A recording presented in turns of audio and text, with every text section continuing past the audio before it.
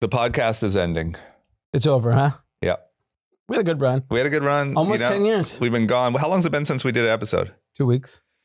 2 weeks. And people I'm not even joking. I was everywhere. Like, I'm out and about all over the country. Accosted. People come up to me and go, oh man, you guys gave up, huh? Yeah. 2 weeks. 2 weeks. Do you understand when sitcoms used to go? They used to go from September to May. And then you wouldn't see them. Seinfeld then came back in September. Our TV show, we would be on like 3 months a year. Yeah. And then off. Yeah. Podcasts have spoiled. Well, just content in general, like just nonstop. There's like daily vloggers and it's just constant. I mean, even Kai Cenat gave up, right? Yeah, he burnt out. He cut his hair and changed his whole identity. And he became a fashion guy. He's like, this is stupid. I'm going to make clothes. Yeah. So we look. I'm kidding. Not only is the podcast not over, but we have a very special guest. Yes. I would say one of the Kathy's favorite guests. Yes. And I would say most substituting for Anand because Anand had a baby. Anand had a baby. Congratulations. Yep. So Anand's out. Had a baby boy. He'll share that whole story when he comes back. Yep. But in the tone of fatherhood. Yes. I brought on my father. Oh, there we Andrew go. Pfaff. I thought the podcast was ending and I was going to be the new guy, but that's not the plan, apparently. He's been talking to Josh. He showed up just to record. Yeah. We ended up being here. Yeah. So one of the Kathy's favorite guests really got a lot of good feedback on your radio voice. Oh. Yeah. Well, thank you very much. Yeah. So it's WKRP. Cincinnati. Yeah. So welcome. Thank you. Good to be here. I didn't plan anything. Do you have any questions? Well, I think the questions will come with all the topics that we have going on. Because do you want to know anything about like? Well, one of the things I wanted to talk about. So there was an article that came out on Twitter 2 days ago, maybe today, maybe yesterday, from a handle called Citrini Research, SCITRINI Research. Okay. And the article was written from June of 2028. Okay. And in June of 2028, this particular person is predicting 38% correction on the S&P 500, 10% unemployment and absolute chaos, because everything that AI was supposed to do, it actually did. Right. And basically causes widespread panic in 2 years. Right. Is this like a viral post or something? It's a viral post. It's a very... And is it like detailed of what happened? Exactly. Right. It tells you that in the next 9 months, we're going to hit 8,000 S&P 500. That's great. Basically the world is going to rip. Yeah. And then the realization that AI has replaced white collar jobs start happening. And it's just the cascading effect of, okay, well, white collar jobs get replaced. Then there's a huge crash. So there's $13 trillion in home mortgages that will stop getting serviced because all these people with jobs lose their money. Right. So, home values plummet, defaults on mortgages. And so it talks about like the gig economy getting crushed because it becomes autonomous vehicles, on and on and on. Right. It is a very doomer view of the world. Mm-hmm. And it's making the assumption that we are all the dumbest people on earth. And we're just going to sit there and be like, yeah, it's going to be fine. Right. It's just going to replace our jobs and we're just going to be great. Right. It doesn't make the assumption that we're going to adapt to technology. That's right. And going to change. And I'm going to give you my anecdotal and then I want to hear Mr. Pfaff's version of it. But I've gotten so many DMs over the last month of people that listened when I went on my rant on Lovable in the beginning of the year. Yeah. About how they are building things that are like changing their career, changing their businesses. Right. And I think what we forget is like humans are generally resilient. And I would say particularly Americans are resilient. Right. And that you adapt, you learn, and all of a sudden there's something new that comes about that you take advantage of, right? And I think that to me is really interesting because I'm in technology. I live in a bubble where AI is just like crazy. It's going to change the world. It's me very scary. Right. So I'm curious to hear your perspective, sitting in Akron, Ohio, utilizing AI tools. One, what's the sentiment on the ground? Two, how are you using it? Okay.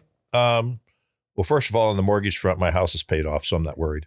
Well, what's interesting is humble brag. So the other thing that was part of that is that I call that too. I think 50% of mortgages in America have been paid off. Yeah, homes don't have any debt. Yeah. So it now you're narrowing the impact of catastrophe. Right. AI itself, I think, is just as a tool. Yeah. That we're still trying to figure out how we're going to use it. Right now, I'm just kind of playing around, having fun with it. I'm not using it for anything super constructive at the moment. Yeah. I would say group chat turned you though. Yeah, definitely. Well, yeah, I would agree, probably. Because it was one of our episodes where we were saying, like, if you don't use it, you're stupid. And he called me and was like, all right, how do I use it? So, and it's just, So it's in photography. It's working its way into photography as far as that goes. I remember in photography when things went digital. Yeah. So many of the older people, well, that's it. I'm out. I'm not going to do that. I'm not going to. And you could adapt that idea and leave, or you could go with it. And I think AI is kind of the same thing. I don't think any of us really know where it's going to go yet. Yeah. Can I ask you this? So did I cut you off in the middle of something? Okay. Like, what's the feeling? Like, is the feeling that it's like evil and going to steal everyone's job? Like, what do people talk about over the breakfast table at the diner? I think a lot of people are just uncomfortable because they don't know what it is. They don't know what it's going to do. And so they're kind of nervous and cautious. I mean, that's the best thing I can think of to say about it as far as that goes. It's definitely a topic of conversation. But sometimes people don't know what they're talking about because they don't know really what it involves. Right. Yeah. And there's a bunch of rumor, it's going to do this, it's going to do that. And nobody really knows for sure. Have you heard, other than the story you told me the other night, which is interesting, about Halamez using it to turn a guy's head. Yeah. Are people using it and telling you about, like, how are people using it? I don't know that work-wise or productivity-wise, I've run into too many people that are using it yet. Like the promo thing I did for the band, obviously something along that line, for writing things. And consequently using that, I suppose, in your business to make more impressive presentations about certain things you're trying to get across, so on and so forth. But you have to remember, early internet is a very, my references are all Seinfeld. But in for your whole life, it's okay, right? Literally my whole life. There's an episode where these are only for the diehard Seinfeld fans, where Lloyd Braun was selling computers, and George's dad was like, "You need to sell computers too." So George starts selling computers, tries to sell one to Jerry. He's like, "What do you need a computer for?" He's like, "The internet." He's like, "For what? What do you do on the internet?" He goes, "Stock quotes and porn." and you have to remember, like, in the 90s and early 2000s, it was stealing music, right? Napster. Porn and stock quotes. Yeah. And then chat rooms was the big thing, right? So it still kind of is just those things to a degree. Yeah. And so, like, productivity was not part of the conversation in the early internet. And so if you look at AI, so like a year ago, I'm in an echo chamber of technology. So like I was using AI for emails and research and information, and it was okay. It wasn't great. Right. And then I would say over the summer, it got really, really good for those things. And then over the last 60 days, and this is how fast things are happening, the last 60 days, everything kind of changed. And so I just took, we went out to Sunday night dinner with my family. You guys just saw my kids and wife. And I had to do a presentation for a 5-year projection for a brand we work with. Yeah. I did it in 5 minutes At dinner. at dinner. Yeah. I literally put all the inputs. Yeah. And, I'm not grammatically correct by any stretch of the imagination. Right. I'm just like, yo, do this, do this, do this, do this, do this. I'm talking, I have 7 tabs on Excel with all the projections, gross margins, profit, potential, channels. I mean, it was like the equivalent of me hiring McKinsey or Bain for, 3 months. Right. It got done in minutes. And that information and that ability to research and learn that quickly is game changing. Yeah. Then, so in December, I talked about Lovable and how I was using it. And I felt like Lovable was an incredible gateway drug into AI because it was so easy. Right. And in the last 2 weeks, I ventured into Claude. Yep. And I was like, oh my God. Yeah. And by the way, like just as like an anecdotal consumer user of this product, I pay $20 a month. It's not like I have like Claude Max or anything like that. Right.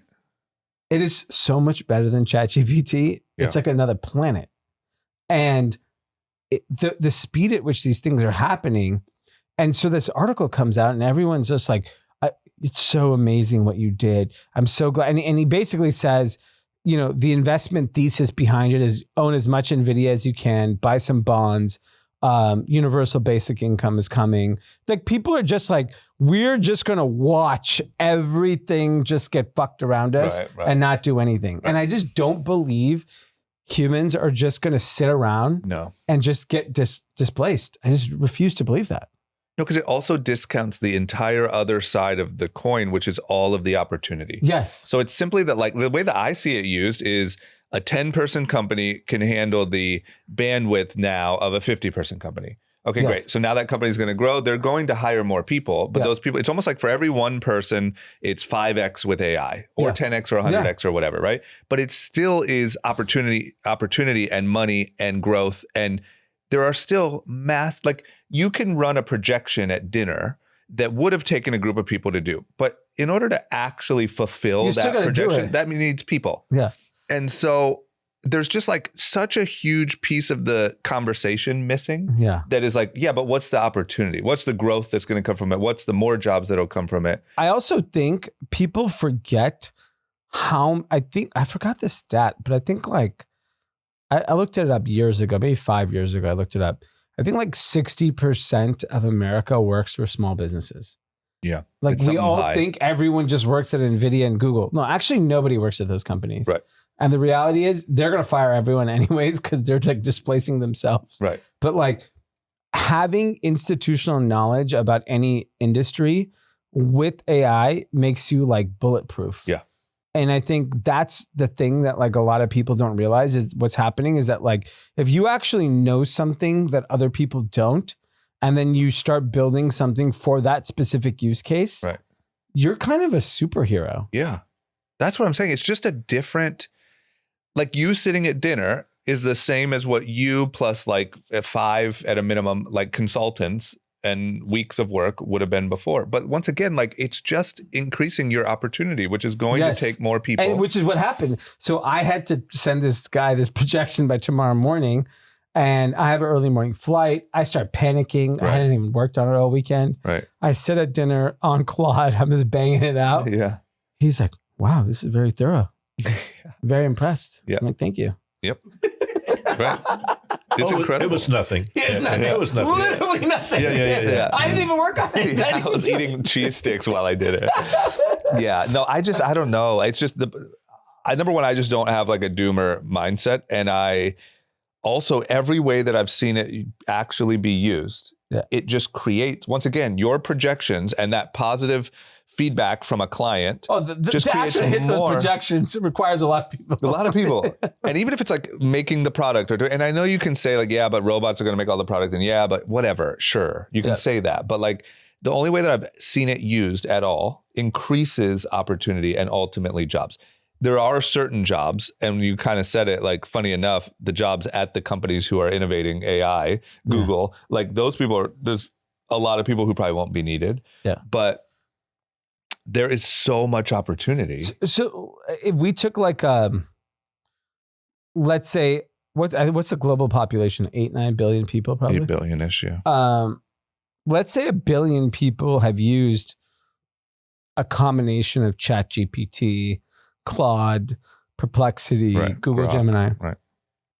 There was a stat that came out that said that only either 0.6 or 0.06%, I think only 3 to 5 million people pay. 0.3% of the 8 billion people pay for any AI tool. Right. Pay for it, right? Right. And so when you pay for it, the reason why that's relevant is when you pay for something, you tend to use it more. Right. So because I pay for these services, I feel obligated to use them. Right. I feel beholden to them because I have to pay. Right. When everyone discovers this, and like, this is why like I keep pushing, and I've been very aggressive with our team about learning these things. You start realizing with the possibilities, it's fucking crazy. Yeah, it is. But By the way, because you're a photographer, I don't know if you played around with this. I think it came out on Thursday. Google released a product called Pomeli. Okay. All you have to do is put a product shot and it creates a campaign based on whatever mood, whatever vibe you want. So a few brands that I'm involved with, I sent them the link. I did the first prompt. I was like, what do you think? And they're like, oh my God. Yeah. I'm talking about like, if you got a creative director and you had an agency develop a concept around photography. Right. It took 5 minutes. It wasn't instant. Yeah. It took 5 minutes. Okay, that's a long time. Beautiful pictures, storytelling. And to me, that's like, everyone looks at the Doomer comments is like, oh, agencies are over, photographers are over. I looked at it as like, no, you just unlocked the biggest opportunity. Made it more available to more people. Yeah, why not? Who might not have the talent, so to speak, or the connections to begin with, or the money, right? Yeah. Yeah. And that's how I feel about, a lot of people are very negative on the future of LA and Hollywood because being creative is being commoditized. Anyone can do it. Right. I don't know if you guys have seen the clips from Seed Dance 2.0. No. Seed Dance 2.0 is a new LLM. People think ByteDance is behind it. It's a Chinese LLM. It's only currently, they locked it down because it was so crazy. Yeah. You have to be a Douyin customer in China with an Android to get access to it. Right. But the clips coming out of this, it's video. I mean, it's like Independence Day. Yeah. Yeah. Like, here's the thing. So one view is Hollywood is screwed. Everyone's out of a job. The other view is all three of us get to make movies. Right. There's a very particular movie I want to watch. I want to watch the new version of Mighty Ducks. And I can't watch it. I want to watch the new version of Sandlot. And Hollywood won't make it. And actually, this is an interesting story. I don't know if I share this, but I was talking to a friend of mine who's a big Hollywood producer. And I was like, why don't they make sports movies anymore? Like Mighty Ducks, Sandlot's Rookie of the Year. That's what my kids want to watch. Right. And he's like, the problem is that the economics only makes sense to make movies that are global. And the global audience understands animation. They understand Marvel, Star Wars. Right. So, making a movie about kids playing baseball in rural Indiana or whatever doesn't connect with global audiences. And so the cost doesn't make sense. So like in my eyes, I'm like, okay, fine. I can understand that everyone's capitalist. You can make your own for your kids. Yes, I'm going to make the main characters be Dom and Miles. Yes. And you can just make your own movie. Make my own movie. If 50 people want to watch it. But guess what? We get the exact movie we want to watch. Yeah. My kids want to watch like a movie about like sports in a neighborhood where kids are talking shit to each other and making fun of each other. Yeah. Literally, Sandlot and Rookie of the Year, where they're like, pitchers got a big butt. Yeah. Like that's what they want to watch. Yeah. They don't want to watch an action-packed fighting movie. They literally want to watch that. Yeah. But studios can't do it. So I can make a movie for them. Yeah. Yeah. That I do like the idea of being able to make your own movie for your family movie night. Yes. And like naming the characters after your kids and like their favorite little things, you know, Yeah. they like ice cream. And it's nuanced in the food. Like my oldest has a, you know, very serious pistachio and cashew allergy. So imagine they went to the diner. Yeah. Tie that into the storyline. Yeah. Yeah. It'd be incredible. To me, it's very similar to what happened with like 20 years ago. If you would have said like everyone has a HD 4K camera No one believed. on their phone and all the editing software on their phone and unlimited potential reach of distribution, you would not only not believe it, but you would be like, oh, well, that's going to kill every industry, everything, right? And instead, it's just given us bigger. Everything is bigger. Right. And now all of those people is now a whole economy that is promoting movies in the box office. And now so I don't know. It's always created more opportunity every time. And I know the technology people feel like AI is different. I think they forget human ability to be resilient and creative, and that will evolve and we'll move on. Right. And there's also a natural filter of like quality, right? So even though everyone has the same tools that Logan Paul has and the same distribution channels, not everyone's Logan Paul. Like all the great creators are going to rise to the top. Yeah. The same way with great brands, great whatever. There's now all these tools, but it's still, there's just going to be a new, like I bet there will now be a creative agency that leverages all of those tools that you just talked about that'll figure out how to do something super crazy. But there's like a quality. Yes. You know, everyone should have every tool. Yeah. It should be a level playing field. Still, the best quality is going to rise to the top. I mean, there is no barrier entry to start a clothing brand today. Zero. Right. Technically, there isn't. But there's still like a willpower, ingenuity, like get it done mentality. There is still a filter. Yeah, but anyone could do it. Anyone can do it. Yes. If you choose to launch a clothing brand in the next 2 weeks, you could do it. Yeah. But I kind of feel like the same way that they say, like if you gave everyone in the world, whatever the quote is or the assumption is, like you give everyone in the world $10 million, all the money reverts back to how it is today. I think you're going to use you give everyone fish, but if you teach them how to fish. No, this one's different. This one actually says, this one actually says they're going to lose the fish. But there's a belief that if you gave everyone in the world $1 million, $10 million, after X amount of time, after 5 years, all of the money would go back to where it was because it's more of like a discipline, financial knowledge. Yeah. It's more about that. Yeah. And I think there's also a little bit of that to it. Like you said, anyone on earth could start a clothing company today, but there's not that many people taking the initiative, putting together the story of what it is, building the brand, building the audience. Like it's still really, really hard. Yeah. It's not like, an LLM can do it all for you. It can, I also think the issue with the AI conversation is that everyone has this like innate need to be the king of the world, which is just not the case. One day, hopefully, now that your parents are here, you'll have kids. Yeah. Your motivation. You're more worried about it than they are. Yeah. Your motivation changes dramatically. Yeah. Like you're not, of course, you're motivated, but you're motivated for very different reasons. Right. You're motivated to be able to provide for your family. And if that is the case, and, you have to, you have to do construction, you have to drive a car, you have to do whatever, you'll do it. And by the way, you'll be happy. Yeah. And that's what's happened time and time again over time. And I think with technology, there's going to be these new businesses, new industries, new opportunities. People will adapt and people are optimizing for a higher quality of life.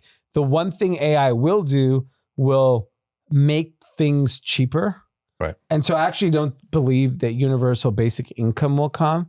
I think universal basic services will come. Right. Where like our healthcare costs will plummet. Right. I think if we're all driving, so I've been in a car for 6 weeks. I've been taking Waymos everywhere. Right. I did the math. It's cheaper for me. Yeah. It's not convenient because I have kids and they have shit I have to take everywhere.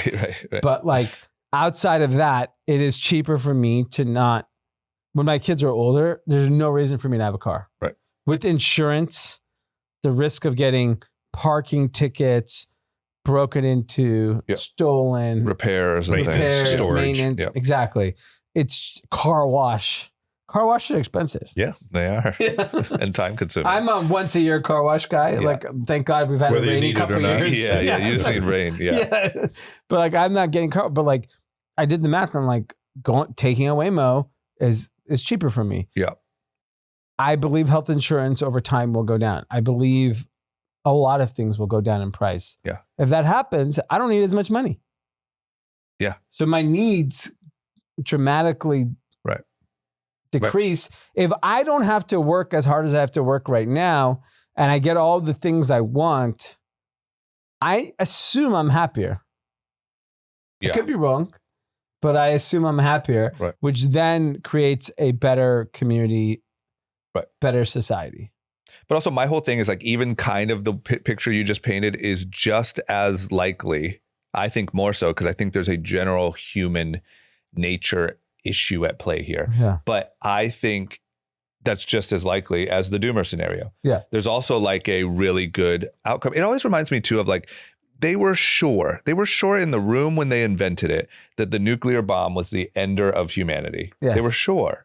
And up until today, fingers crossed, but what it has actually done is kind of stopped. There's like a mutually assured destruction issue if here. one person does, it's over. Right. And so now, like, I would say it's kind of throttled everyone's like war appetite because everyone knows now that everyone has one. And so it's like, oh, no, it was the polar opposite of what you were sure That's a great example. was going to happen. Yeah. And I mean, like, they said it in the room. We all watched Oppenheimer when they. I couldn't even stay awake. It was such a terrible movie. Right. Well, it was just too long. It just didn't work. I'm looking for 90 minutes. Yeah. The Rock, Kevin Hart. I want that short attention span. Imagine, see, but you could make it with Yes. your new AI. What's- Imagine the Rock, Kevin Hart, Oppenheimer blend up. I'm having The Rock be Oppenheimer, Oh. Kevin Hart be the president, Einstein. and I said I need it done in 23 minutes. Yes, and he's That's like, all "You I got got." it, boss." Yeah. Yeah.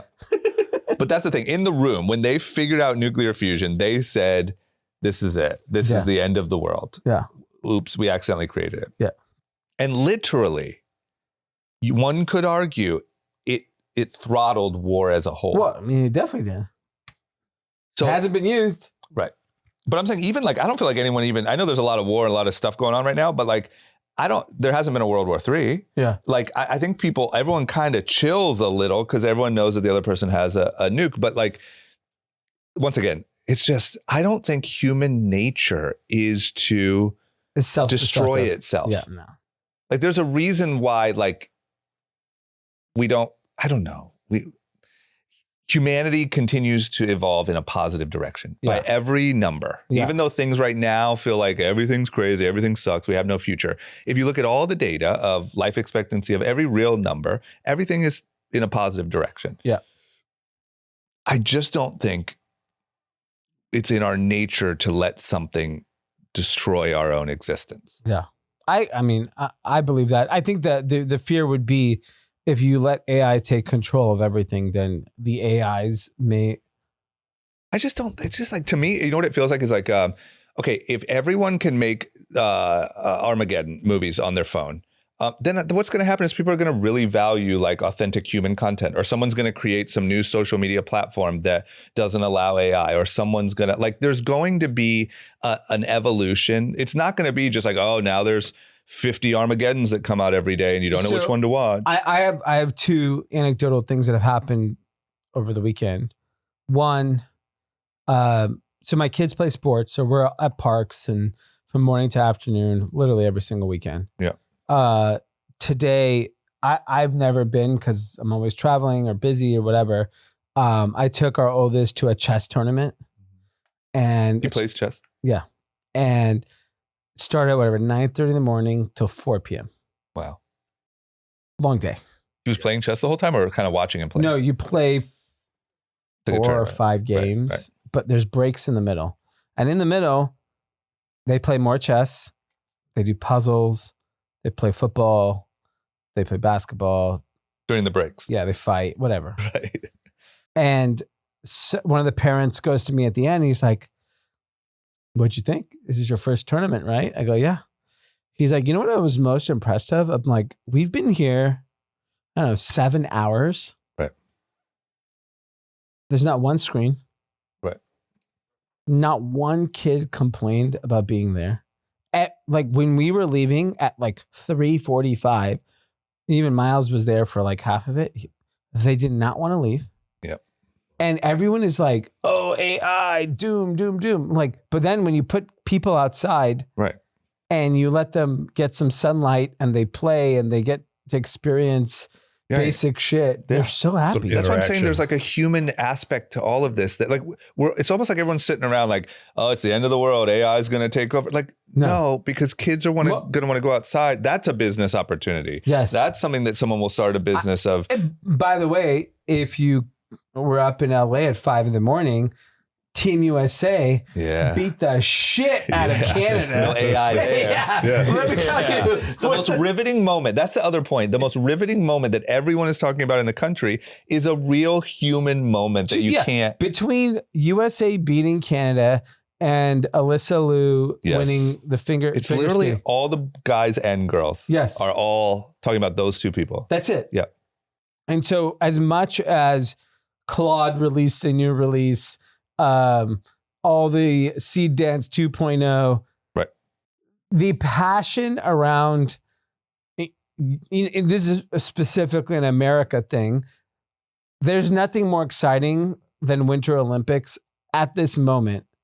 And from what I see, the Alyssa girl, there's like a story to her. Like she retired and came back, and so there's this human storyline of like she gave up or she quit and then she came back and she did that one move where she spun around and every girl that I know has posted that. But that you only get that from a human doing a hard thing and it being televised. So like the outlook of like, but all of our content's going to be made on Claude is just like, no. It is proven. That's the problem with, if you're in an echo chamber of technology people, they don't actually live in the real world. They're dorks and they're nerds and they have autistic. No idea what's actually going on. Yeah. They never played sports. They never figure skated. They never played hockey. Yeah. They never were at the park. They never got into fights.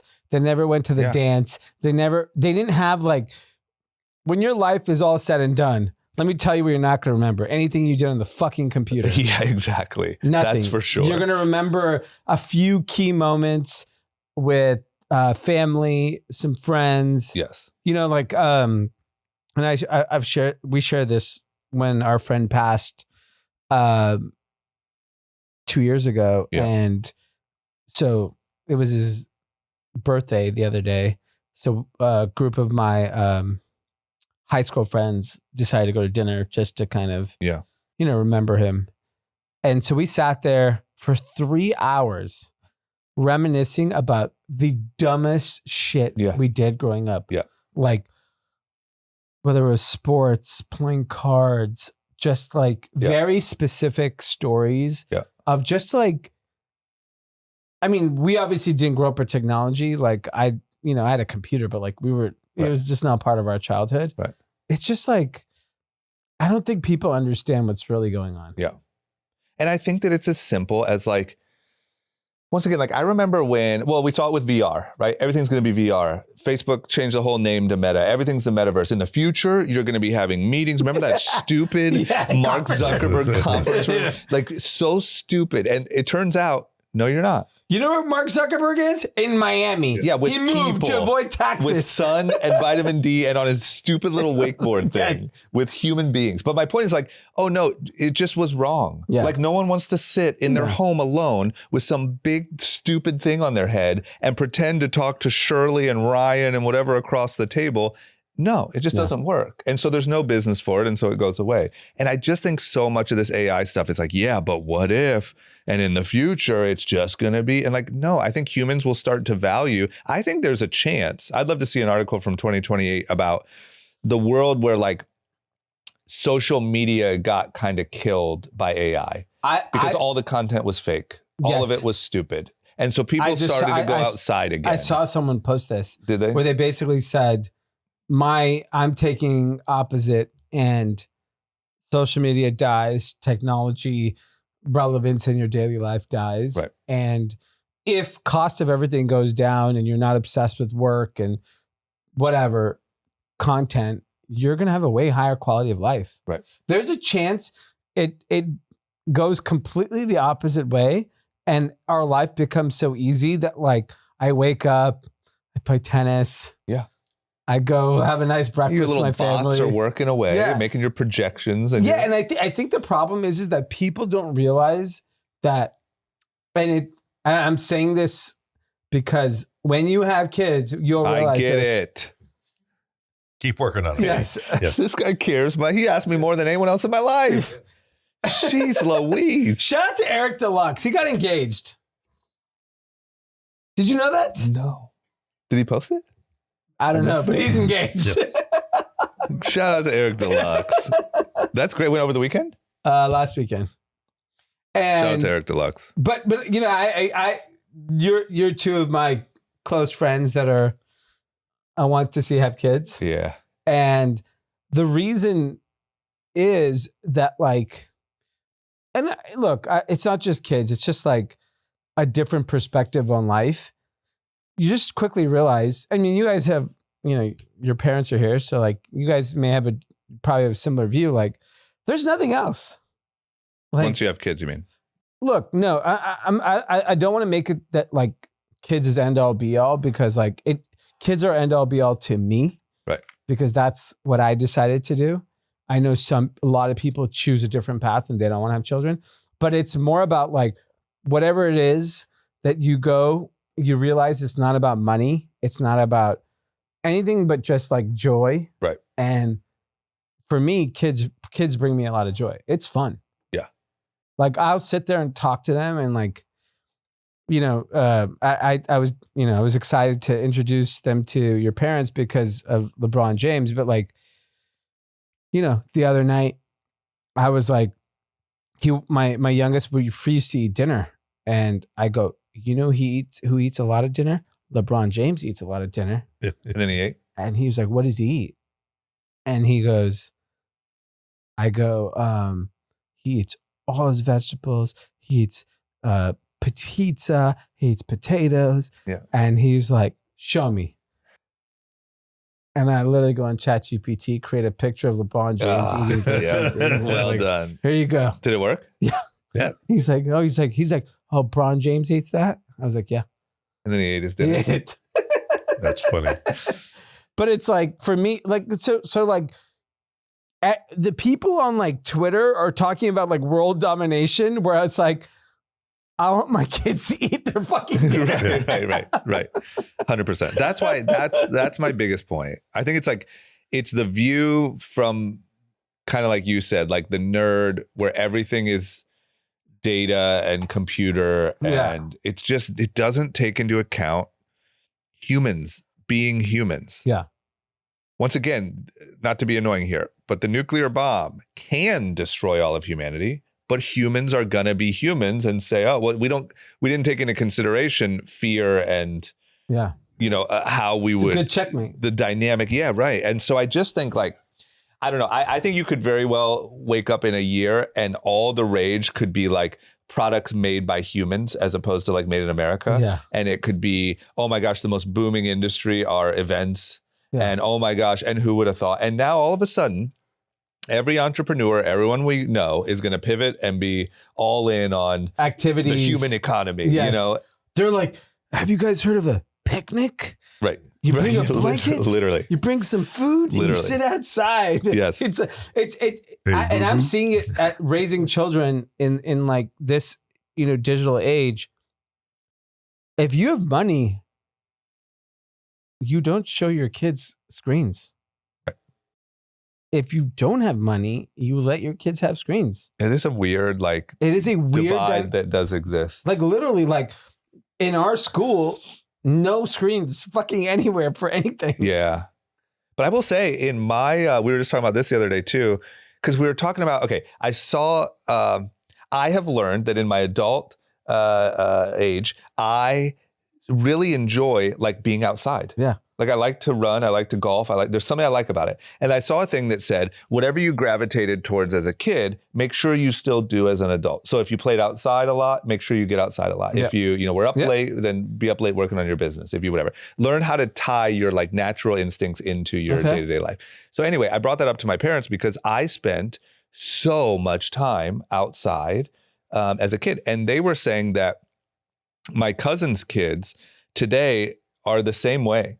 And they're outside on dirt bikes, and they're like what 6 and 5 or 4, and they're young, like 5 and 3, right? But they are just all they want to do. Because their parents realize, you have two choices: you can toss an iPad, or it can be outside, right?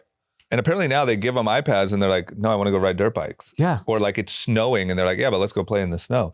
And like I just think it's I believe that like parents will end up 99% of parents are going to toss these iPads. I think it's the new food. Like it's the same as food, I think. Yeah. It's like, do you let your kids eat fast food or not? I would say in general, there's probably a wealth correlation, but it's not the only thing. And I think that it's very, very similar. It's a matter of time, right? It's a wealth today, but in a few years, it'll just naturally change. So my youngest, so I want to give a shout out to my wife, who not into sports, but is now the 5U commissioner of baseball at Pan Pacific Park. How did that happen? She got recruited. She's like an asset, like a CIA. Like, what's 5U mean? 5 under. 5 and under. 5 and under. So they're like, hey, she's pretty sharp. We need to talk to her. Yeah. That's right. So she's now we call her commissioner around the house. Oh my gosh. And it's like stressful with a lot of parents and kids and whatever. But so today was like a baseball event at the park, and I had to go to the chess thing. My youngest and Haley went there, and we saw them at dinner. And as soon as I walk up, Miles, my youngest 5-year-old, goes, "You know what I saw?" I go, "What?" He goes, "I saw a kid have a Coke." I go, "What do you mean?" He's like, "Yeah." It's literally like he saw a kid doing Coke. Yeah. He's like, "Yeah, he was drinking Coca-Cola." And I was like, "Oh yeah?" I'm like, "What'd you say? Or what'd you do?" He's like, "I told him he's not going to grow." That's great.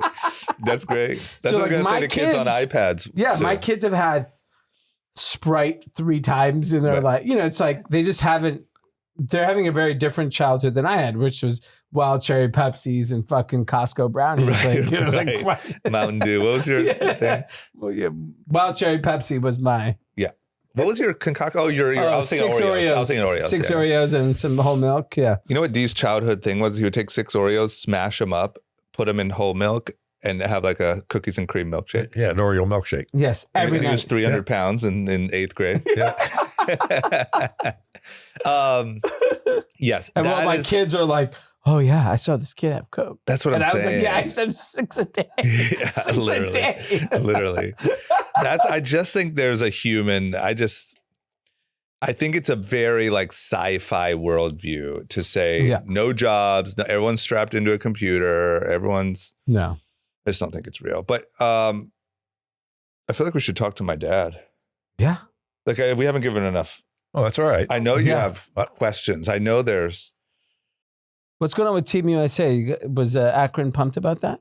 Yeah, I think so. Yeah. I didn't this year because of a variety of things, didn't follow the Olympics as much as I have in the past, but it seemed to be the chat around town when we go to eat. People were half the places we eat, they have 9 TVs on, and obviously that was on They were into all the it? time. Yeah. Every time I turn it on, it's freaking curling.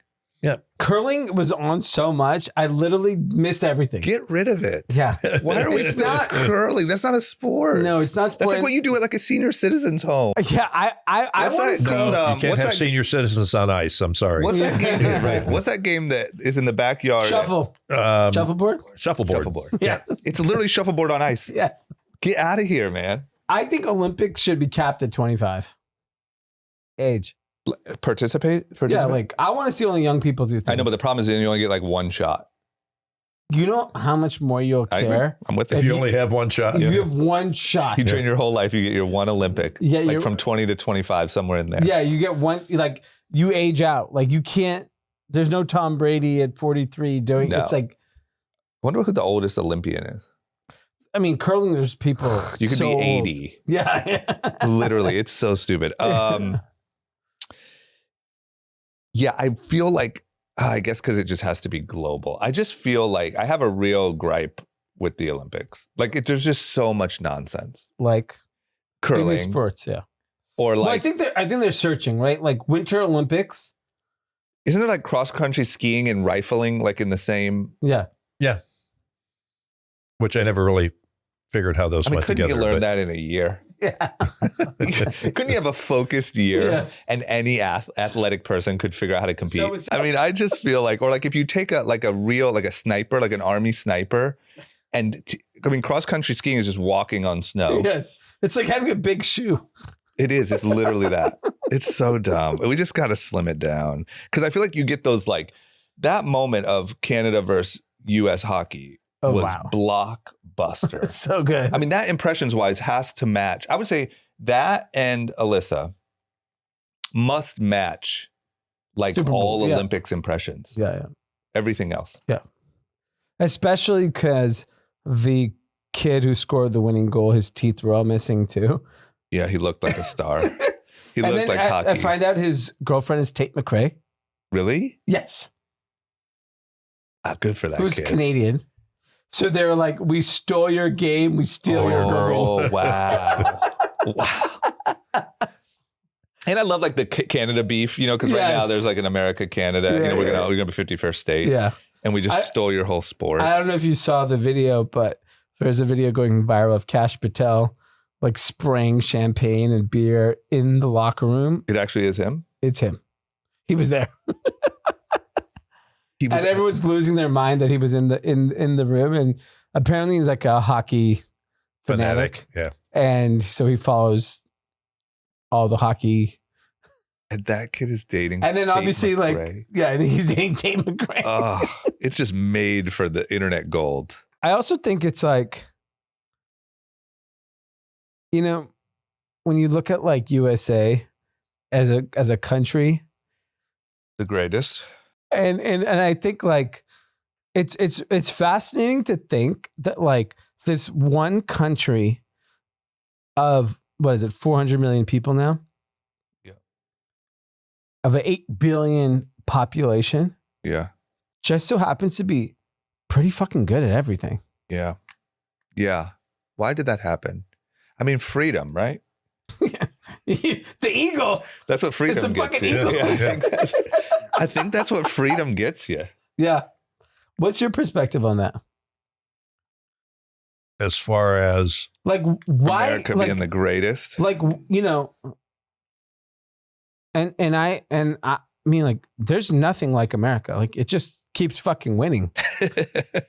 And I'm not even, It's probably the most F words my dad's heard. Yeah. That's all right.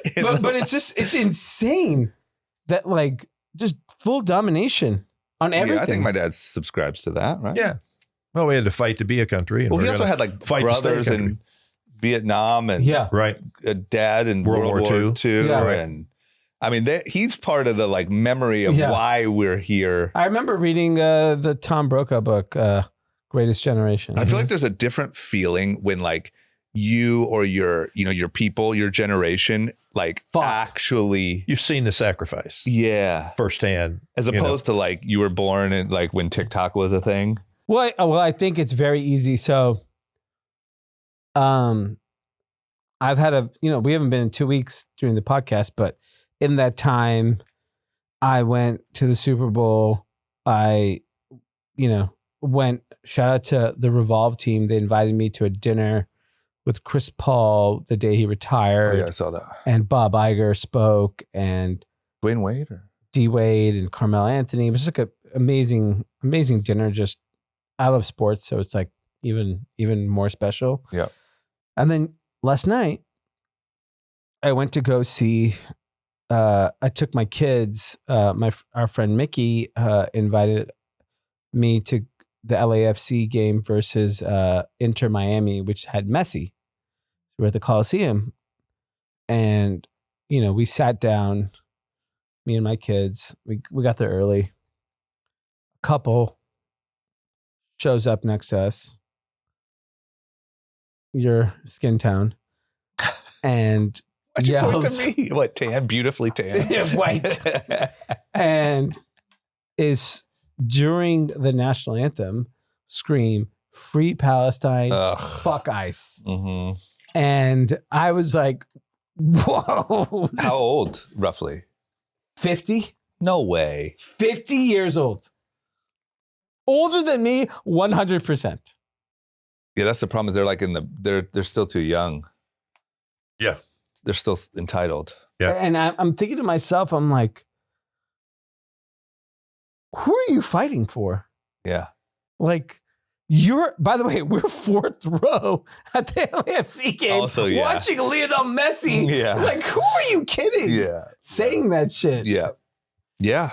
But that's like, that's wildly popular. I just feel like there is this interesting thing. And I didn't think about this until you asked my dad what he thought. But like, we are just getting further and further from seeing the struggle that it took to become this country. Yeah. Well, and I don't know if you self-destruct. I don't know if like, it's sort of like being a rich kid. Like everyone now is a trust fund baby. Yeah. Did you watch the Grammys? I did not. You did not. Did you see the clip of Billie Eilish on stolen property, on stolen land? Yeah. What's your thought on that?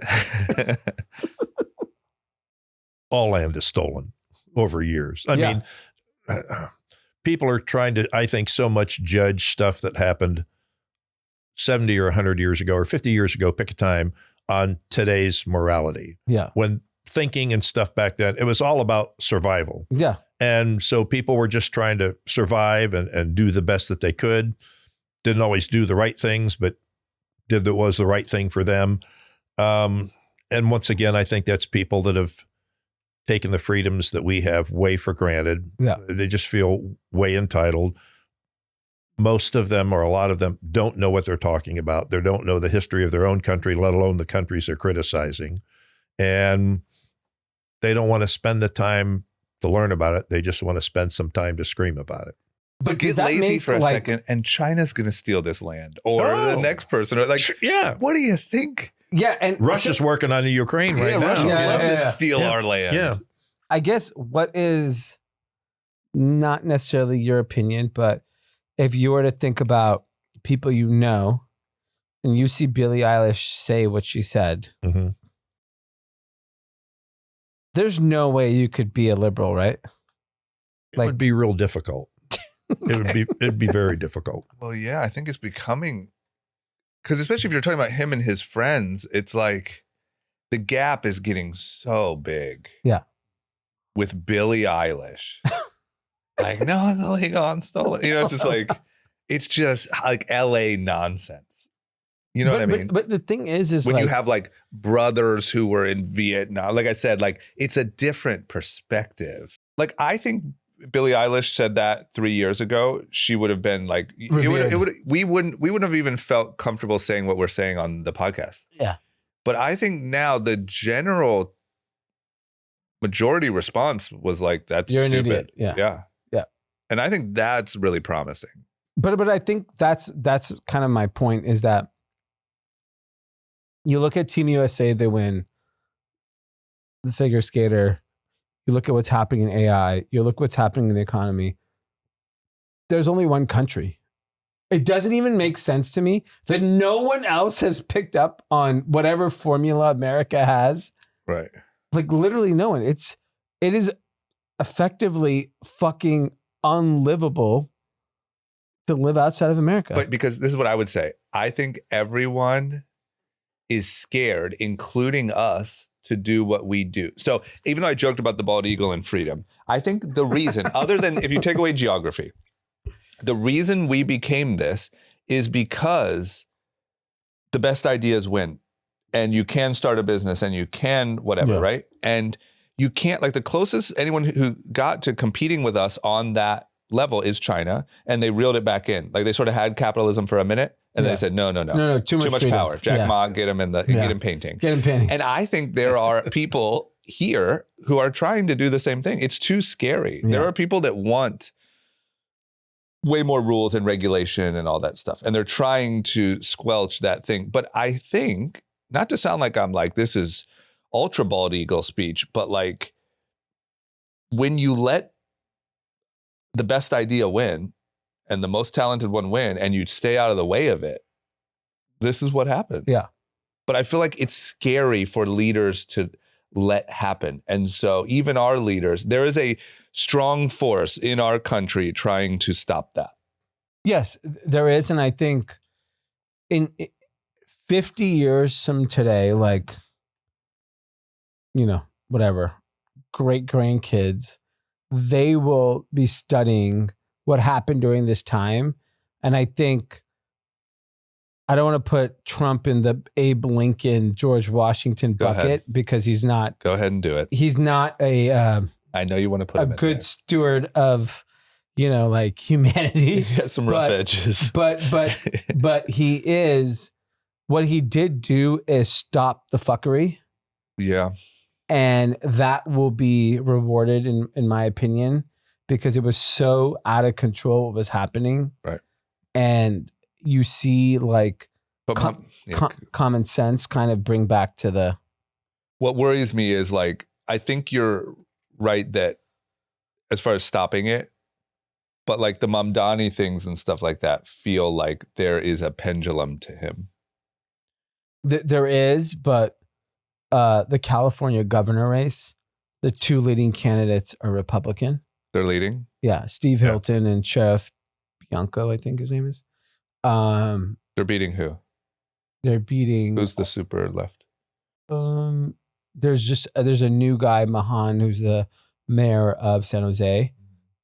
He's not even in the top 4. Katie Porter. Oh yeah, Katie Porter. That's who it was. She's getting smoked. She's 3rd.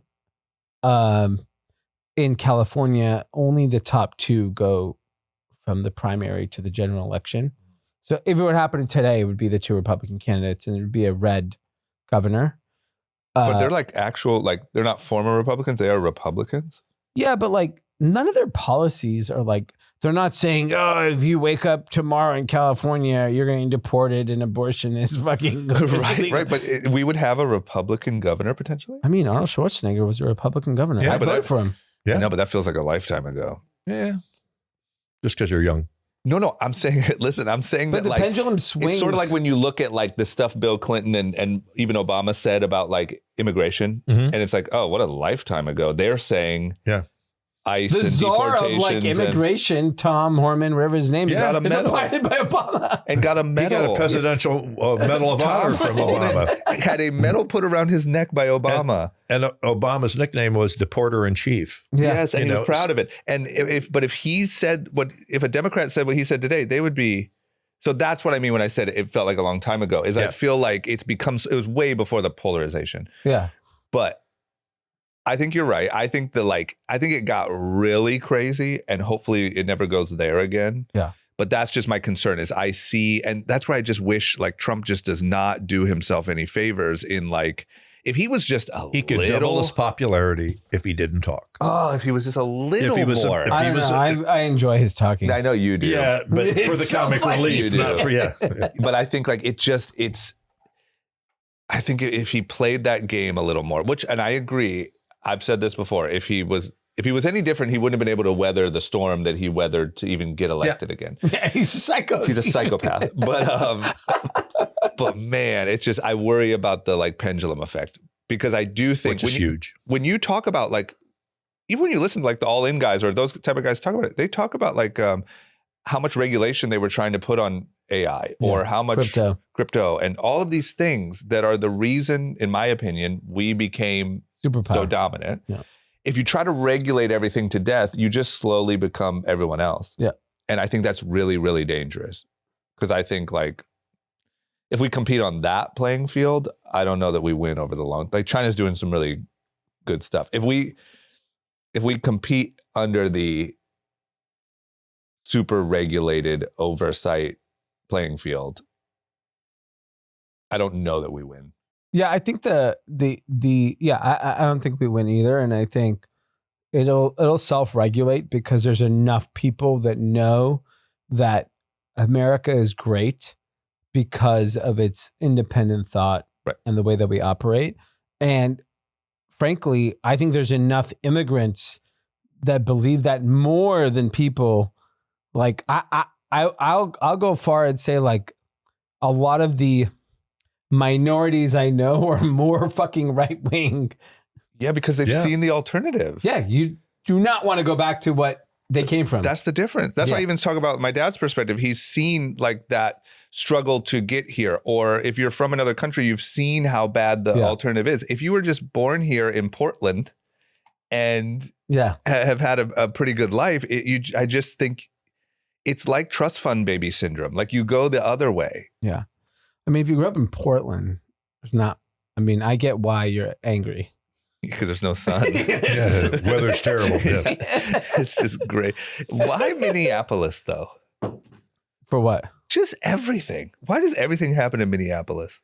I mean, there's something in the water. Is there a CIA headquarters lakes, there right? or something? There's like all this stuff. Are you referring the Quality Learning Center? Is that? Yeah. But I'm talking about like the shootings, the ICE shootings, the Leering Center, George Floyd. Yeah. That stuff is all really close to each other. Yeah. That's strange. Wasn't there a school shooting there somewhat recently? It could be a function of the CIA, the groups that decided to live there. Is there any? I felt like there was a Ohio question we had around. I don't remember, around like Leering Center times. There's no fraud happening. Well, supposedly Columbus has some issues. Who? Columbus, I've heard, has some issues secondhand. I don't know to what degree or whatever the case may be, but that's childcare stuff, or what did they say it was? Fraud things and a lot with the the same population that's in Minnesota. Somali. So, yeah. There's a big Somali population in Columbus? That's what I've heard, but that's secondhand, but yeah. Because I heard supposedly ICE was making a move from Minnesota to Columbus. You guys have never seen anything ICE, right? It's too small. No. In Akron, no. Crazy. I think all the things that are happening in that part of the country, it's eye-opening when you been living there your whole life and then you see money being pillaged. You're talking about Minneapolis? I'm talking about everywhere. Like in LA, it's happening too, right? Like we all complain about resources, public resources. Like I'm at a park today and my 5-year-old has to poop. Yeah. I told him you should not poop. No chance. And he goes, why? I gotta learn to hold it, buddy. Yeah. And he goes, we walk into the toilet. He goes, I think I'm just gonna pee. Because there was shit on the seat. Yeah. And I'm like, I just think about like how much money I spend in this little bubble, and my kid cannot take a shit in public toilets.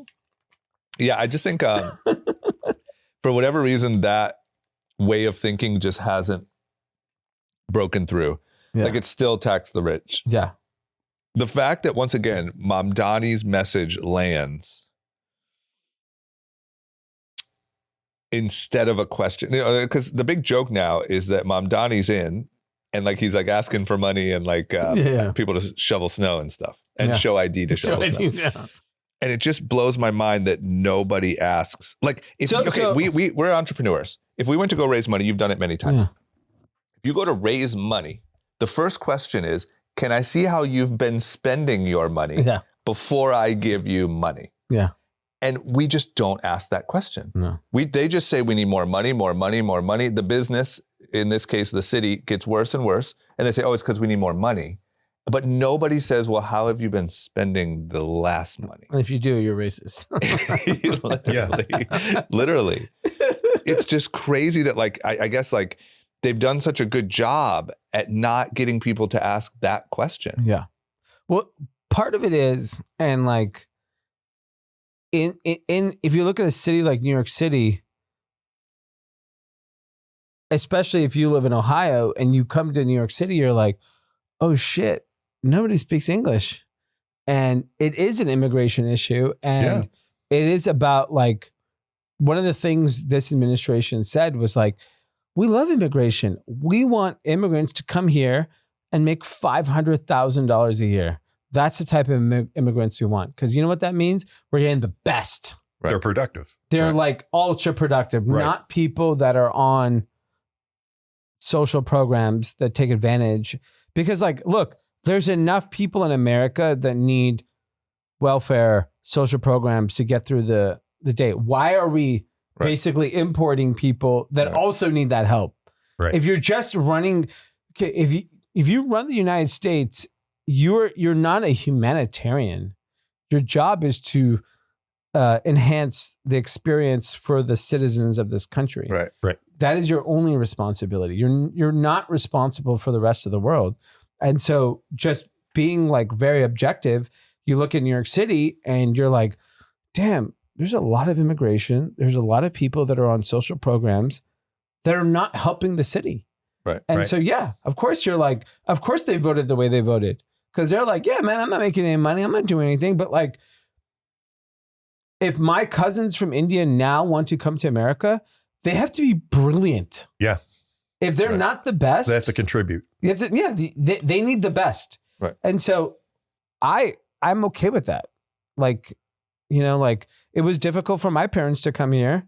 It wasn't just like, yeah, come to America. No, it is what it is. And they earned the right to come here and they respectfully treated the country and they got treated well. Right. And they had a great experience. And that it's not the United States job to fucking take care of the whole world. Right. And that's where people forget because most people like a Billie Eilish who actually has global tours, all the countries she tours in are very racist. Every country outside of America is racist. I know, but you know what it's like to be her in those countries. Yeah. Like meaning like she's very insulated. Yeah. She might as well be in West Hollywood. Yeah. You know, no matter where she's in the West Hollywood in every country. Yeah. Right. Just like she's in a little bubble. Yeah. A little Billy bubble. But yeah. Is there a lot of political talk in Ohio still? I mean, there must be, right? Or like not if you're smart. Right. Yeah. You just avoid it. Yeah.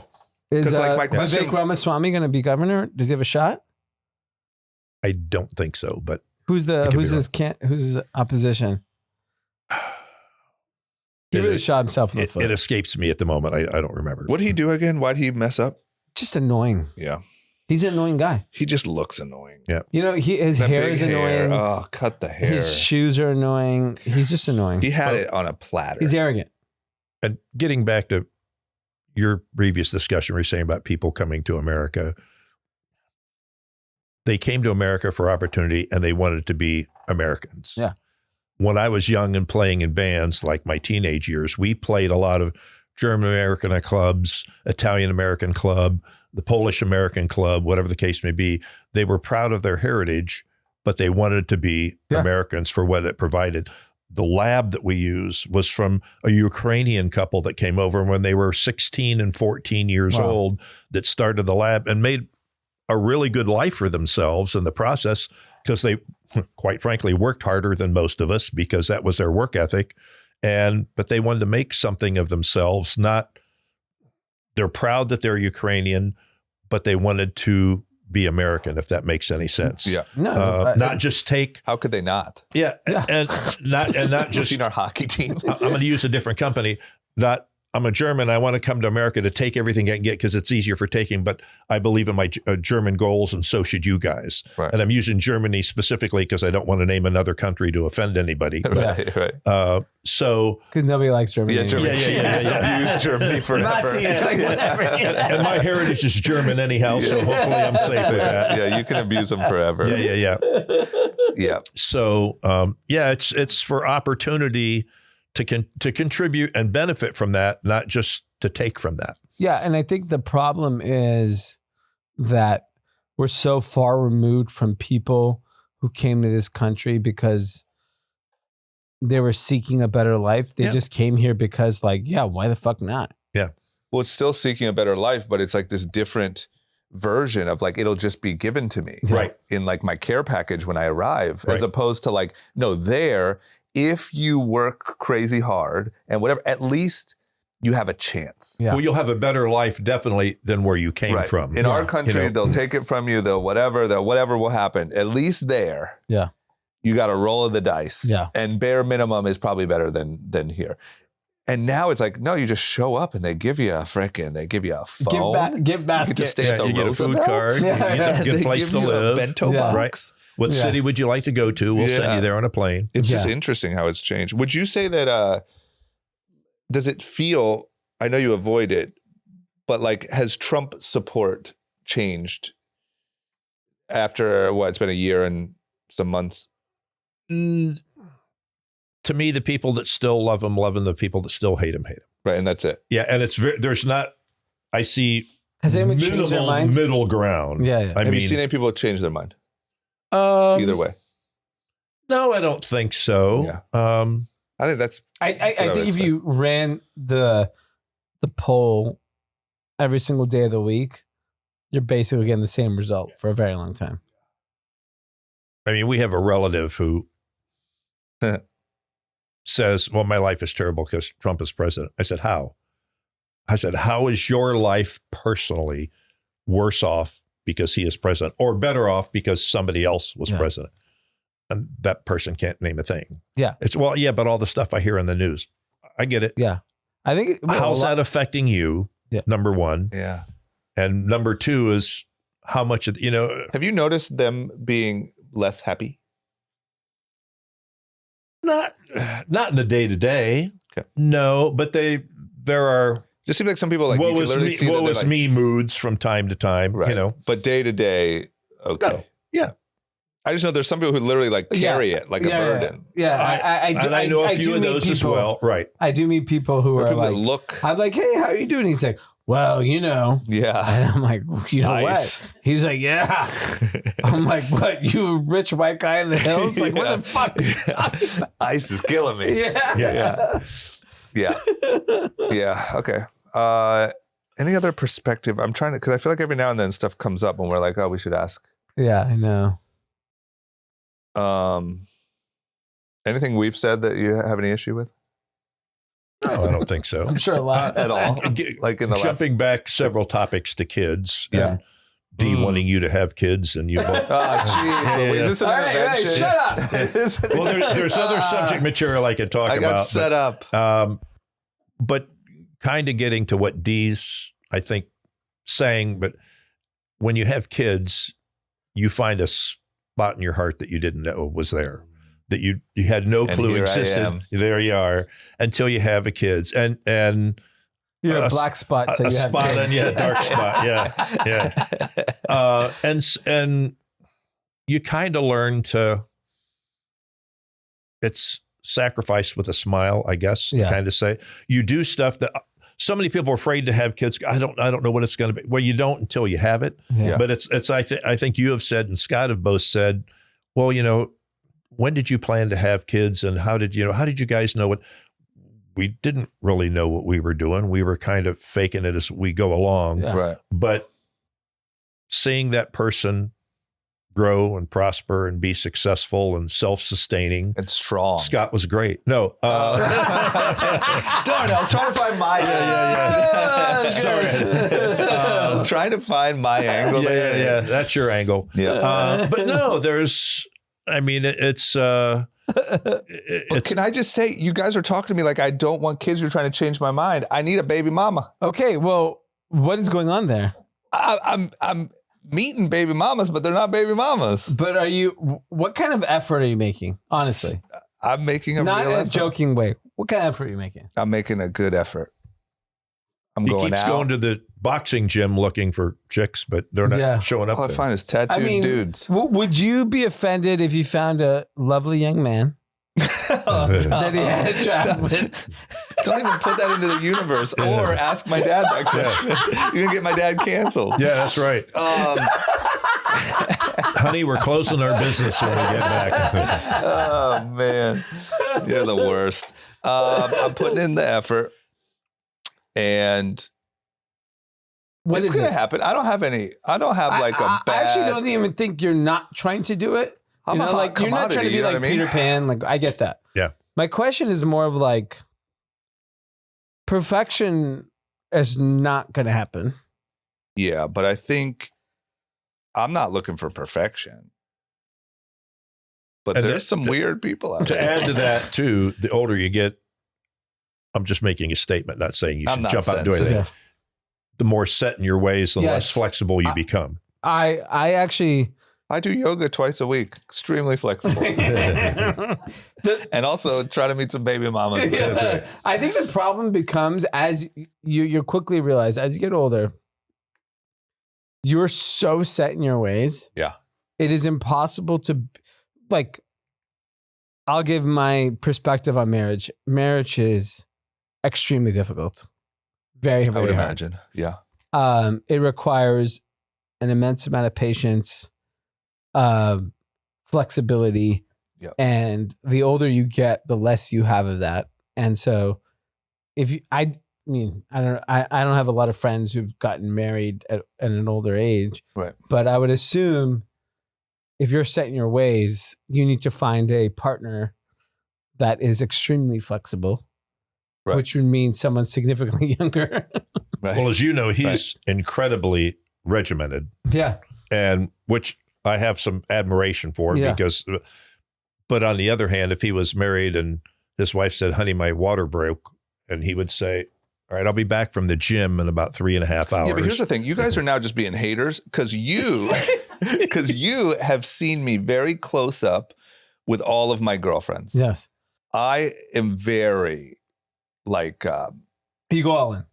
Well, not only do I go all in, but I'm very like I'm not like Accommodating? Captain. Accommodating. Yeah. Very. Like I know, but you in that time where That's you're true, at but I now, think- you became like that's true. But, Andrew Huberman, right. Thank you. Thank you And for so- not saying Peter Attia. and well, like I'm Captain Crunch.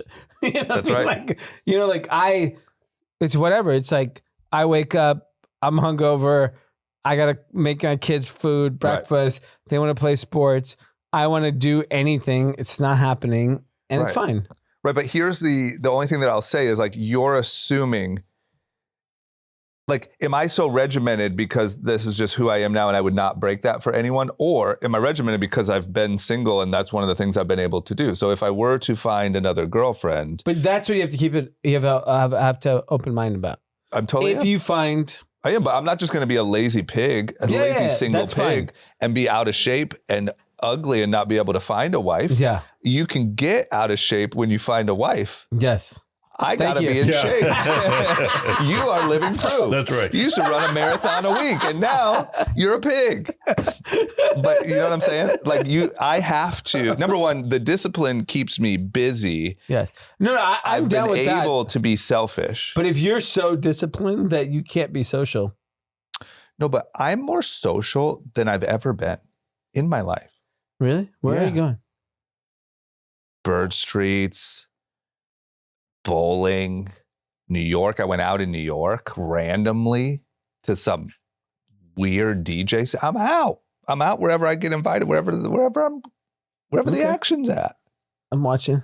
I'm out. I would argue I'm also more social than I've ever been because in my previous life, I felt, I'm not saying this was a fact, but I felt like I had to be a little bit in a bubble. Yeah.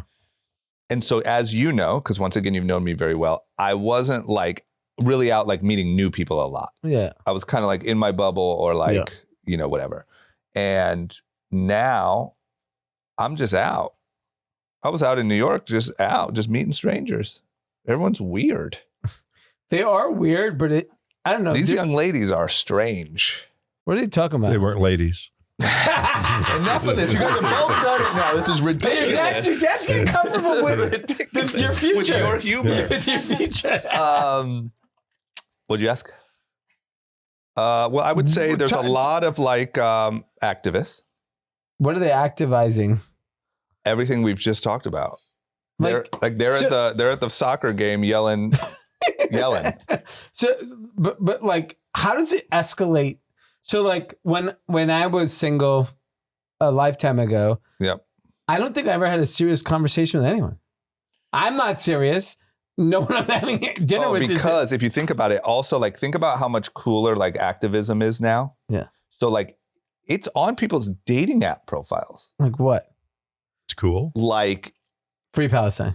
yes, or like don't talk to me if you MAGA. don't. Well, that of course all day long. But like even there's like F Ice Cube emoji.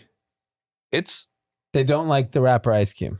No, they don't, and they like their drinks warm. Apparently, I asked them. So that I feel like they're also.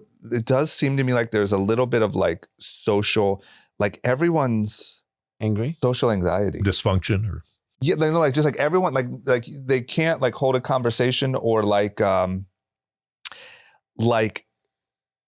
making plans is really tough. It feels like everyone has social anxiety. I feel like making plans, that is a thing that I could understand, that I feel like committing to something is extremely difficult for young people. Right, but it's odd. It feels weird. Yeah. It's like they don't, and also like it just feels like everyone has social anxiety. What does that mean? Like everyone's scared to commit to any plans.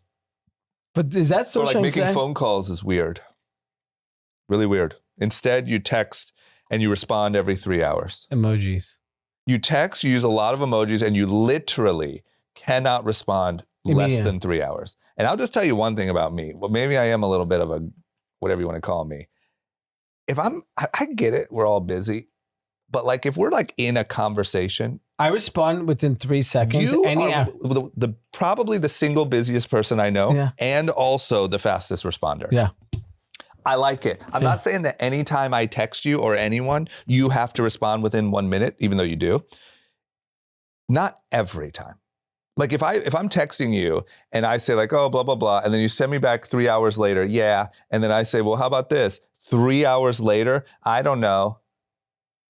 What are we doing? Yeah. So are they like strategically deciding? I think it's part of, I think there's probably some dating coach podcast that they listen to that says, don't seem too available. Like, you know what I mean? Everyone seems, that's why I say social anxiety. It feels like everyone's like scared to just like go with the flow or meet up socially, and also like being coached. There's like a rule book. Who's coaching them? Probably Alex Cooper. Yeah. Like she probably said on a podcast, like, you know, you're never supposed to respond right away. It's every 3 hours. I'm not kidding. It's like, it's very common. Oh my God. And it drives me bananas. You might have to go to another country to find a girl. Funny enough, we have friends, I won't even say any more than that, who like live by that. What, import, export?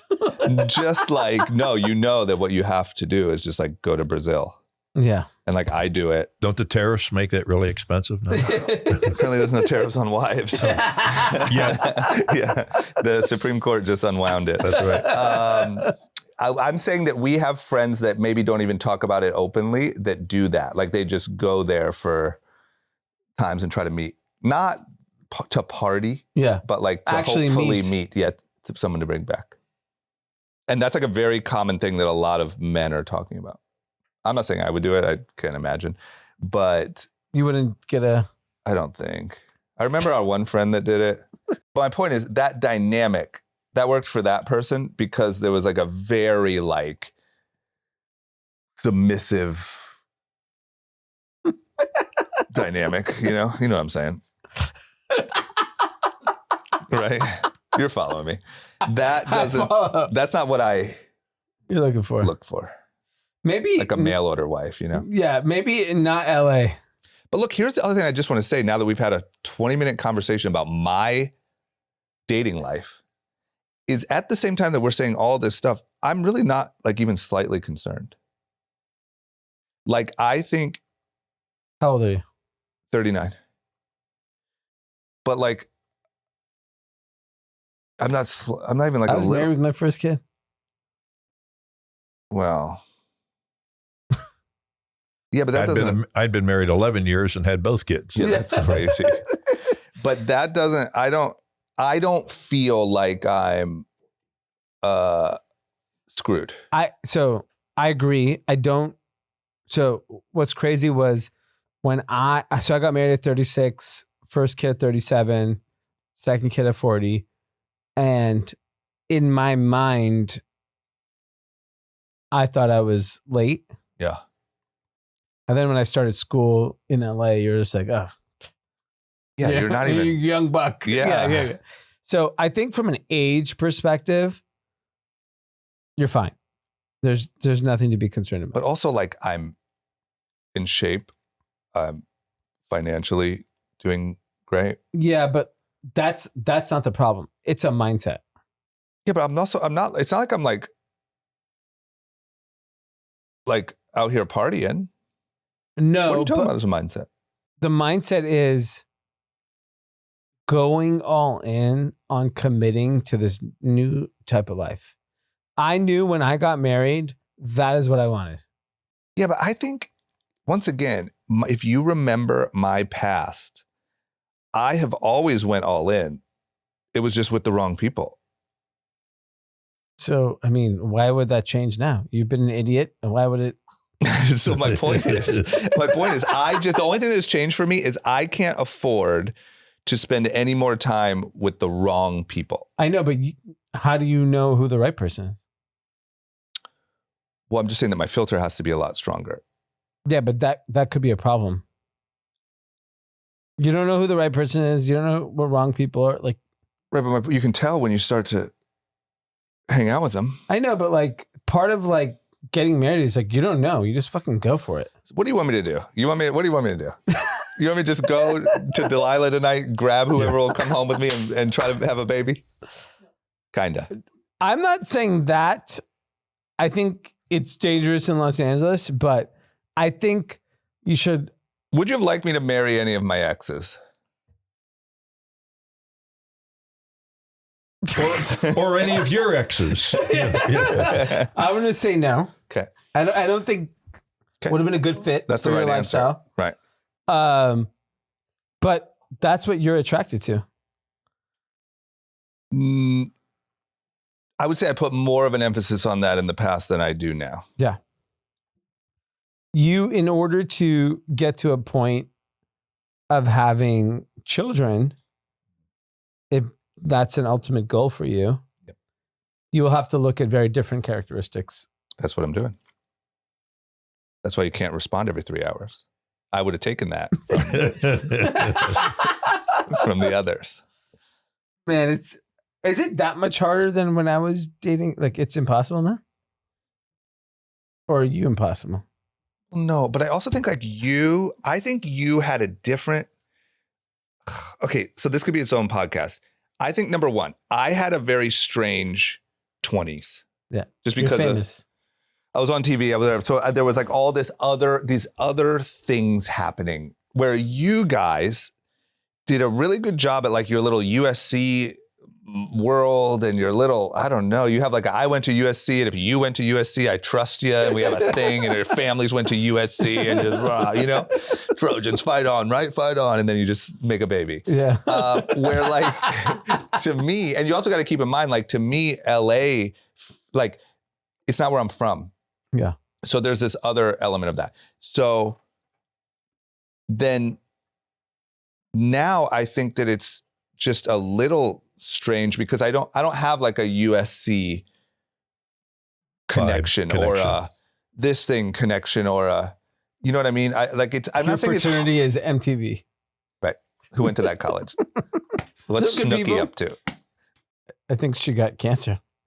Not good. Okay. So I think that I don't know if I could say that objectively it's harder than it was, although a lot of people would argue that. I it's just more like you. I'm in this weird zone. I'm in this zone because also like, once again, like I have a life created.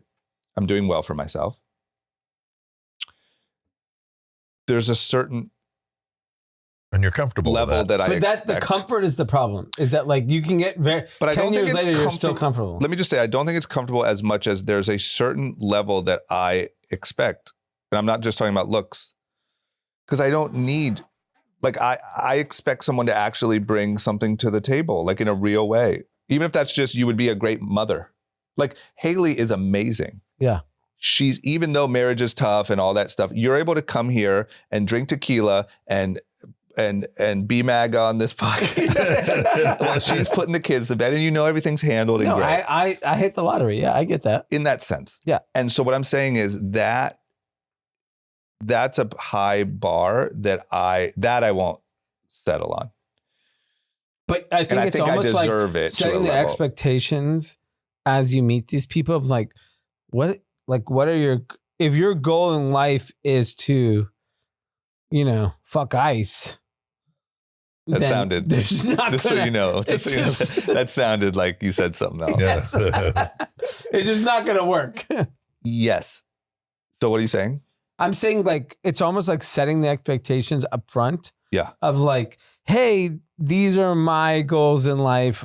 Right. What are your goals? Are we aligned? Right. If not, all good. Right. That's what I do. Yeah. That's why And you're telling me when you set expectations, what are you saying? Give me a conversation. Well, no, it's just more that I don't engage if that's what their interests are. Yeah. It's not political for the listener if anyone's Yeah. even that sensitive. But like, if your time is spent being an activist, Yeah. it's just not how I spend my time. Yeah. I have no problem with activists. Yeah. I Don't want to marry one. would not like to marry one today. Yeah. So it's more just that. It's more just not engaging if that Yeah. is the topic. Let me ask you this. What would you like me to do? Like if you could plan my next month and I was properly in your mind playing the game, what would my schedule look like to you? You get a Airbnb in Dallas for a month. Interesting. And For a month? You want to spend you want me to go to Nashville and try different cities? Austin? Not Nashville. Austin? And I'll tell you why not Nashville. Because his uncle lives there. Okay. Yeah. Have family. Well, look, I think Nashville is like a drinking culture. Yeah. And doesn't fit you. So it's not going to work. Okay. Dallas is also that, but Dallas also has a health culture. And like, I feel like, Okay, keep going. so go to Dallas. I think you have to leave LA. I think that's part of the problem. Why? I think because you didn't go to school here, Yeah. you So don't get out. you don't have the network of people Yeah. that you will meet that you can get married to. Like if you went to high school here, Right. you wouldn't You're saying like normal people? meet normal people. You're not That's going what to you're meet normal people. That's what you're saying. Because Yeah, but I mean, at this point, okay, keep going. because I'll tell you what, like my kid's school, I was at this chess tournament. So I'm talking to the parents. Fucking everyone grew up in the valley. Yeah. Their wives grew up in the valley. Yeah. It's like they're very much 90% of the people are like exactly Have their the same kids are life exactly their experiences. splitting version of themselves, right? Yep. So you're a transplant. So you're inherently an outsider immediately. Okay. So you have to like So you want me to go be even more of an outsider no, but I think in Dallas? I'm saying if you're in LA and you're on the dating apps, you're going to end up meeting more transplants. You need to figure out a way to meet more local people. So let me just ask you this. What's different in Dallas where I would be a complete stranger? I You said think- there's just more normal people per capita? Because I think if you you would go to the gym, right? Every single day. In Gym Dallas? is a great place, I would assume, for dating purposes. Yeah, You have sure. one common interest. You Yes. like to take care of your health. Yep. So you're there. I think in Dallas, I've never worked out in Dallas. Yeah. I've never done, Yeah. I've barely been there for Yeah. a couple of football games Yeah. and the opening of But you want to Delilah. send me there for a month. Yeah, but I would send you there for a month. Okay. And you do your normal routine. Like you go, hit your tires, Yeah. you eat a bunch of steak. That's right. I think you will meet A normal. I think you'll get a community of people that are so outside of LA nonsense that you're going to be like, oh, that'd be great. And I think that's why I think leaving, it actually might actually give you perspective that'll actually better help you find someone here, because you'll have a broader approach to who you might actually find. So let me ask you this, because I'm trying to hone in on your advice here. Is the point to try to get around more normal people? Yes. Like you need people like their excitement is hitting the happy hour on a Friday. Okay, so hear you. Yeah. But my concern, here's my question for you with that, because I'm not against that. But my life is like a little different from that person's life. And even more so sometimes than I realize, the people I'm around or the things I do or the whatever. And there's potentially like a too big of a mismatch there of not. Yeah, that's fine. I understand that.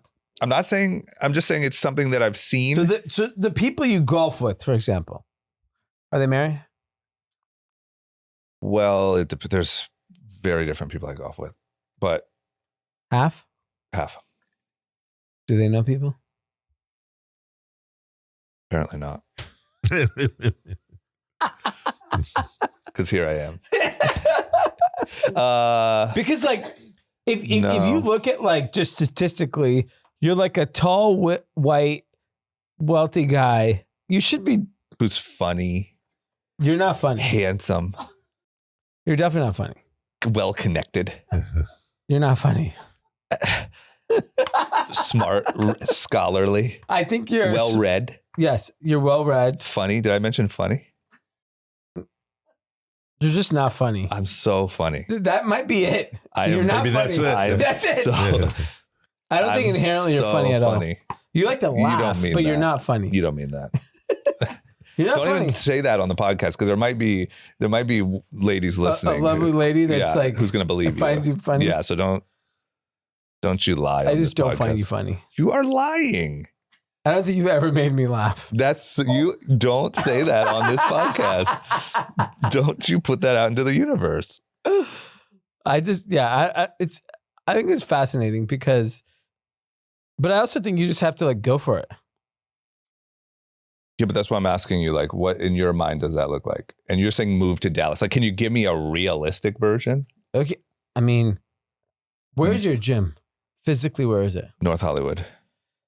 Would you go to a less aggro gym? Yeah, where would you like me to go?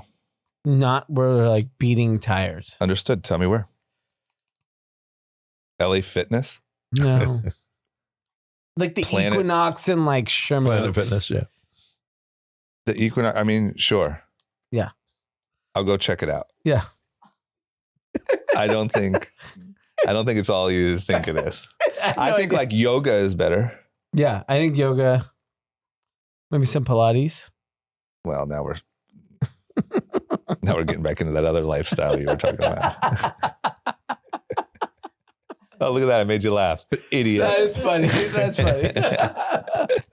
Isn't there a Peloton club somewhere you could, Yeah, I mean, I guess I could, yeah. That's why I'm saying, in all honesty, because I'm not going to move to Dallas. So option one is off the table. So the realistic, like if I came in and you're like, yeah, drama really is putting in work. Well, I go to Sherman Oaks Equinox. That's all it takes to impress you. What do you want me to do? Where are you meeting girls now? And only on apps? No, I'd say apps, friends, Instagram, out. Nothing in New York? Apps in New York. Works. Yeah. You can change your location to New York, and there's some beautiful young ladies. Yeah, there's unlimited of those. I'm not worried about that. Well, yeah. I mean, there wasn't any. Yeah. I didn't meet any wives yet. But that's why. Okay, so here we are. Tell me what to do. I have no idea what you should do. Thank you. I'm completely lost. That's my point. I'm doing pretty good, but that's my point. Yeah. I don't know. Here's my thing. I'm a loss of words. Here's my thing for everyone in this room, especially Josh. Don't worry about me. Because I can promise you that, number one, I know that you got married a little younger. But I didn't. What? I didn't. What do you mean? I don't think I got married young. No, I think younger than me. Yeah. That's what I mean. My point is, by LA standards, I'm still young. Yes, definitely. My cousin got married and had 2 kids at 40 something. Our friend, I don't know if this is private or not, that I golf with all the time, just got married last weekend. No kids. How old is he? 40, almost 41. Yeah. My point is, I will have an amazing wife and beautiful children. And I won't be like 50. And you'll be like, yeah, I used to worry about that. Yeah. I don't worry about it. And he's still hitting tires and super shredded and healthy and disciplined. When you become a dad, you're fucking fat. I think that's what happens. Don't you project your fat lifestyle onto me. I'm doing both. But I can guarantee you that you will, you'll be like, oh, I thought there was going to be a problem there. There's not. Okay. If you're making a concerted effort, then it's different. A lot of people don't. Yeah, you're making an effort. I just have spent a lot of time with the wrong people. And I don't do that anymore. So just because you don't see me like with girls, it's mainly because of that. I have a stricter guard. More discerning. Not that like, but all marriages take work. It's not that. Yeah. There's a difference between a marriage taking work and like an immediate tell. Okay. Because if I've done anything wrong, I've maybe been slow to pick up on that part. So I just, I don't have time for that. Those are easy calls from previous situations. For some of us. Not at the moment. Some of us ignored them. But so that's all. But you don't have to worry. Okay. It's fun. It's fun? Worrying? No, kids. Oh, I thought you meant just talking about my dating life in front of my parents. On it, I got intervention. Sadly, I brought us back to this topic, and I apologize. I got interventioned here today. Yeah. Kids are fun. So fun. I can't even. Agreed. I will agree to that. I don't know. I can't even explain how fun. Yeah, I get it. And by the way, it's not. I'm not anti-kid. By the way, I'm not from. I didn't. Like my adult life was Fantasyland. I did whatever I wanted, whenever I wanted, wherever I wanted. But you're saying kids are still more fun? Is that what you're saying? Way more fun. Right. Like those are so distant memories. And like doing what I do with my kids now, pale in comparison. But my only point was I felt like you were pretending, you were talking to me like I'm anti-kid. You don't have to convince me. I didn't know that. You think that like I just don't want kids? No, I didn't think that. I didn't see an effort. What do you want to see? You want me to stop by? You want me to stop by? Would be a start. You want me to stop by and ring your doorbell and be like, dude, got one. Yeah. You want to interview her? You want me to show you? Don't know what I'm doing. Yeah. You have no idea what I do from Sunday at 9 p.m. to Sunday at 7:30. Yeah, hit tires and take Zoom calls. That's what you do. So I have to post it on my TikTok feed. If I were to just think about it, I'm like, oh, this guy just fucking hitting tires and taking Zooms. That's the problem. The problem is it's your assumption. Yeah. You don't know what I'm doing. I know.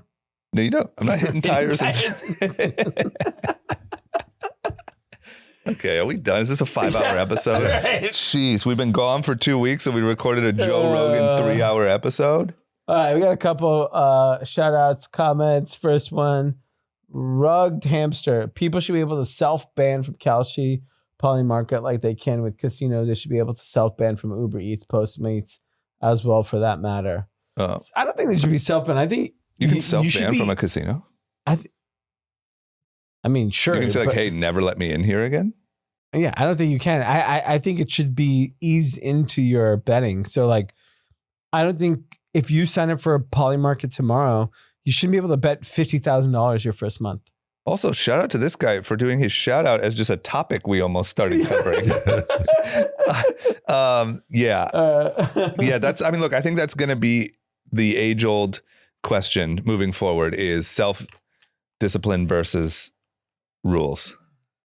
All right. From Andre S. Shout out to the Murthy brothers for knowing ball and always picking winners.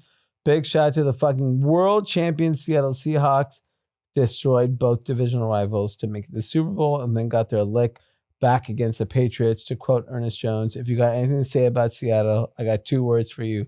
Fuck you. That's funny. Passionate. From Rahul, shout out to Group Chat for getting me addicted to their podcast. I'm checking for a new episode each day like I'm Tyrone Bigham. That's funny. That's good. Oh my God. From Sean, praying for another pandemic so Group Chat pod can bring back 2-hour episodes. Well, there you go. Got it today. Yeah, your prayer was answered. How long are we in? Yeah. 150. There you go. 2 hours, Sean. Just put 10 minutes of blank noise at the end of this. Here you go, Sean. Your prayers have been answered. Oh my God. Okay. Is that it? That's it. Dad, any closing words? No, just thanks for having me on, and good to see all you guys, and hopefully we'll be back in April. Oh, yeah, they're coming back in April anyway. Oh, nice. Yeah. Stagecoach? Yeah. They're big Coachella couple. Yeah. Coachella. And we missed Anand today. Yeah. Yeah, he'll miss you too. And but you'll be back in April. We hope so. Okay. Why not? Yeah. Okay. To see your new wife. Oh, April. That's right. You never know. A little Coachella marriage. Might be a Coachella marriage. When's Coachella? Mid-April? Yeah. Great. I mean, that's where I met Haley. Oh, yeah, it is, huh? Yeah, you're USC. I need to tap into your USC You mafia. should just put it in your bio. USC alumnus. 2008. No one's going to know. Fight on. I could have been lying this entire time that I went there. What proof have I ever had to show anyone that I went to USC? Yeah. You guys are a little mafia. They're like, yeah, I went to Campbell Hall. You just like make up a story. Maybe I'll do another profile with UCLA just to see if there's a difference. Sorry. That's not going to work out. Sorry. Sorry. You only know USC people. That's true. That's true. All right. We're out of here. Thanks for listening. Bye-bye. That's a wrap.